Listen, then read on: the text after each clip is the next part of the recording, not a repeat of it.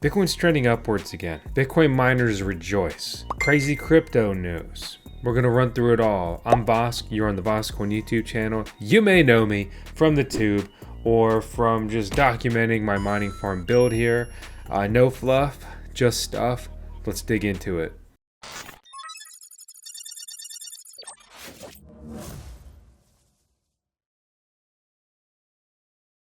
Bitcoin's knocking on that 100K door again. You love to see it.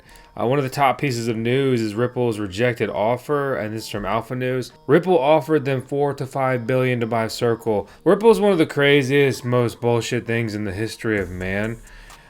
From their valuation to their fundraising and their huge litigation, their incredibly long lawsuit and everything. And I'm not saying this to hate on them. It's just astonishing their valuation as opposed to what they've done. I know what they're trying to do is a big thing, but what they've done comparatively with Circle, if anything, Circle should be the one buying Ripple with their proven track record of profitability. This is from Blocksbridge, and he references how in 2021, Elon Musk was misguided, said that Bitcoin's burning all these fossil fuels, and it's been drama ever since. Well, look at this electrical consumption by source, okay? Fossil fuels, sustainable, renewable. More than half of the electrical consumption of Bitcoin mining per this report is from sustainable and renewable resources as opposed to fossil fuels. 52.4% of electricity per the digital mining industry report from CCAF. But CCAF f***ed up. They forgot one critical thing in their report. They didn't talk about Voskcoin. So I'm here to talk about Voskcoin. I know. Such a conceited guy, huh? He's obsessed with talking about stuff. No. Speaking of Voskcoin, you know we got an incredible community. Yeah, not just because we're the most subscribed to mining channel in the world ever, but we've also got a sweet Discord server. And in that server, we have some incredible members that have been there for quite a long time. I'm talking years. And one of those guys, his username is FCCS. It's called F&M Recovery. Local Las Vegas data recovery service specializing in crypto recoveries. So you can set up a call and request a quote right there on their website. This is cool. This is exciting. I am so proud of this. We're basically around 4 petahash of a mining power of Bitcoin, right? And then we zoomed straight to 5, and now we're well over 6 petahash of Bitcoin mining hash rate on the Voskcoin mining farm. I also want you to look at this one-day mining performance on miners that are supposed to be doing 270 terahash a second. They are all outperforming that from 272 all the way up to a one-day average of 287. The recent mining rig expansion on the Voskcoin mining farm has had a dramatic impact on the total daily rewards of Voskcoin Bitcoin mining. So I'm mining about 0.0033 Bitcoin a day, which equates to about $324. Up significantly. You can see when I burst it up to almost 5 petahash, I was at 0.0025 or about $250. So it's making a substantial difference. Obviously, there's some variables at play here. Above all, please understand that I'm not just rolling in Bitcoins and cash here, because my electricity bill last month was 13 grand. It's not all good news.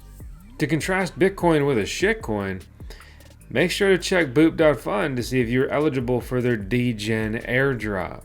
I wasn't. But back to the Blocksbridge article, 80% of miners' total operational expenses are made up of their energy costs. Yeah, that's big.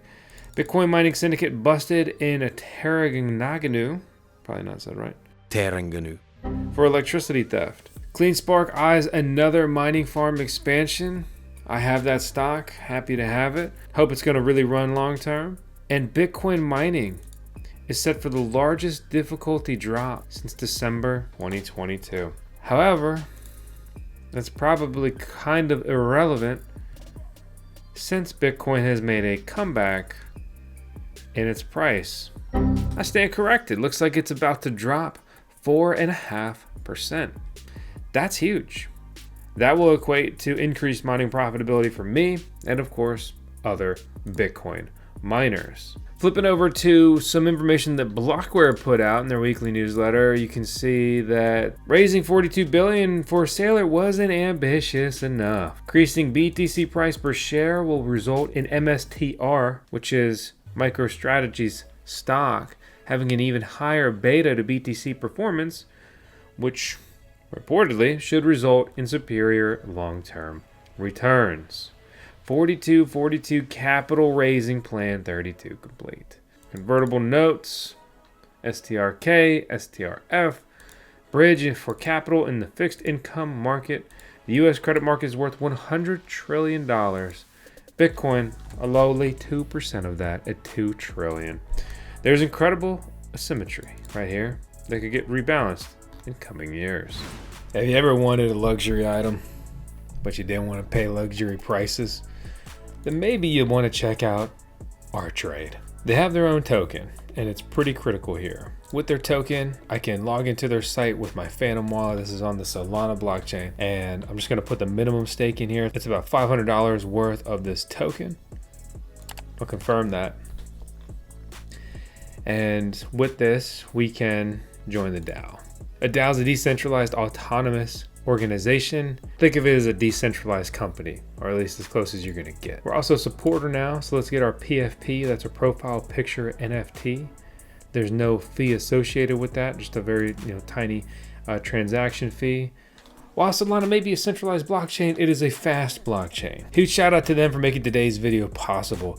By staking their coins, using their platform, you get up to 40% off valuable RWAs, real world assets, gold, a Rolex. You can passively stack their token by staking it, up to a 25% APY. Also, ATR, the R-Trade token, is redistributed to their community. There's over $2 million of these tokens staked. They've redistributed over $45,000 worth of ATR tokens.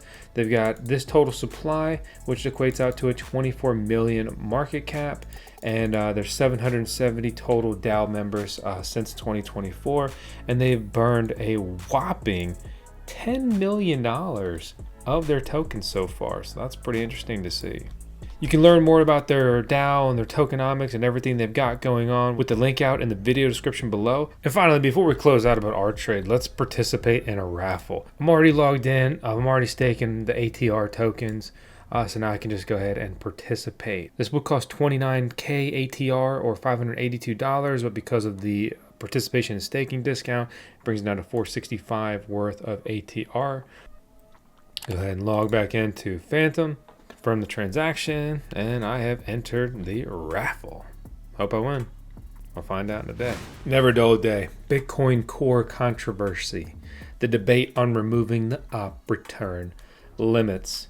It's a big deal, but it's pretty technical, and to be honest, most people won't care. I'll speed run it just so you can get up to speed here. Developers in favor of this argue that those who circumvent these limits end up causing greater damage to the network in two ways. They contribute to excessively enlarging the UTXO set, the set of unspent Bitcoins or unspent transaction output, which each node must keep in their memory.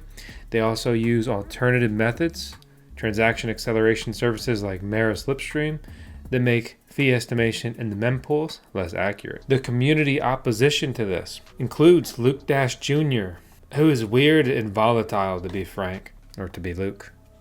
Haha, get it? Legitimizing spammers. Modifying Bitcoin Core to accommodate those who want to insert large amounts of data is equivalent to legitimizing behavior that many consider harmful to the network. No guarantee of proper use, and concerns about the blockchain integrity. Gets worse though. A lot of users are reporting that their critical comments have been deleted or hidden from the official discussion on GitHub, fueling accusations of censorship and lack of transparency. Luke and Bitcoin Mechanic, who oppose the idea of loosening filters, have apparently been excluded from the debate on the repository. Gia says that the moderators are completely out of control and a cabal of self-appointed politicians. Old Mal says Bitcoin Core is not a democracy governed by votes. It's supposed to be based on the rough consensus. Anyone can see that there is no consensus on relaxing op return limits. Pushing ahead on this change is going down a slippery slope. Adam Back, who goes way back to essentially to the beginning of Bitcoin, for what that's worth, argues that changing things about Bitcoin is risky. Side effects are complex and hard to predict with simple intuition. Even policy can have an economic effect. There's a reason there are millions of outputs that are 546 sats. Those are unspendable, useless outputs, but they're not 1 sat because there's a spam filter that says if you're less than 546 sats, with at least those kinds of transactions, you'll be treated as non-standard and nodes won't relay your crap around the network because we know what you're trying to do. So they draw a line somewhere and they say, hey, here's the limit. What did we do with that? We made the spam 546 times more expensive. And because filters work, that is the nature of the spam you see. In other news, Google is scooping up cryptocurrency, cryptographic technology, ZK proofs, tech incubated by the crypto industry, but probably it'll be utilized to no benefit of Bitcoin, blockchain, and cryptocurrency as a whole. Tragic. In the last 24 hours, Bitcoin put out about $50 million in new coins. You love to see it. It's a nice increase from when we were recently putting out only around $40 million in emission in 24 hours. That's big pain for Bitcoin miners. It's a far cry from a coin that everybody loves to talk about, Caspa, putting out about $500,000. That's it, with their rapid decreasing emission schedule. And this is pretty relevant because the KS7 from Ice River and the wonderfully named also KS7 from Bitmain are releasing right now. And they show release dates of March and April, but no one I know really has these. At a glance, it could be really exciting to earn $6 a day after a 10 cent per kilowatt hour electricity bill, or even $12. But my KS5 generation miners, they burn more than they earn electricity before ever even making their money back and only being around a year old. So take with that information, whatever you want to do. Good luck. Let's flip over to Bitcoin. Okay, so I recently just bought 6 X21 XPs. So I'm pretty fixated on those right now. Hefty price to be able to do that. After accounting for my electricity bill, each one of those should be in the green by about $7.66. That seems pretty good. That seems pretty profitable, but these things carried a premium, right? So they cost me about $6,200 a piece. Okay, let's be hopeful. Making $8. That's a 775-day break-even projection. Okay. My Ice River miners don't even last for 700 days. It's going to be a long road, no doubt about it. And to be frank, I'm basically entirely betting on here that Bitcoin doubles in price and having some profits to run against these expenses in my business. So Bitcoin mining on paper looks really profitable. But then you find out how much these things cost, and they're going for $3,000, $4,000, $5,000, $6,000. Expensive, very expensive.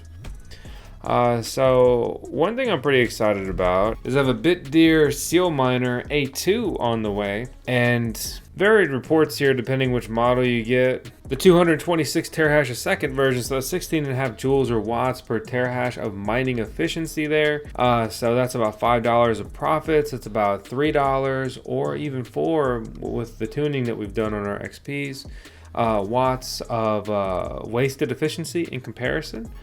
The BitDeer Seal Miner A2 Pro Air cooled Bitcoin miner is a little more interesting, coming in at under 15 joules or watts per terahash of Bitcoin mining efficiency, and a higher hash rate of 255 terahash a second. Because you got to understand when you're working on mining and building out a farm, whether it's small scale or big scale. Like maybe you're building a mining shed, maybe you're building a 1 megawatt farm, maybe you're building a 100 megawatt Bitcoin mining farm.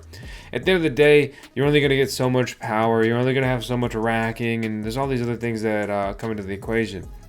And for me, it's really simple. I want the most powerful, most efficient, and most profitable machines.